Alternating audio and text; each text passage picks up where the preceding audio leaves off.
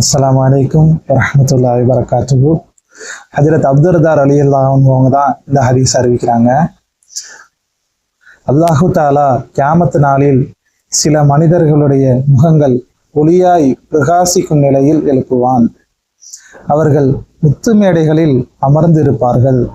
மற்ற மனிதர்கள் அவர்களை கண்டு பொறாமை கொள்வார்கள்.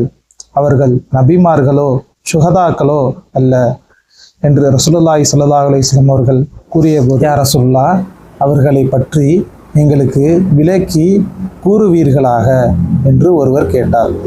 அப்பொழுது நபி அவர்கள் பல கூட்டத்தார்களிலிருந்தும் பல ஊர்களிலிருந்தும் அல்லாஹ்வுக்காக ஒருவருக்கொருவர் பரஸ்பரம் அன்பு கொண்டு அல்லாஹ்வை திக்ர் செய்தவர்களாக ஓரிடத்தில் ஒன்று கூடியவர்கள் என்று பதிலளித்தார்கள்.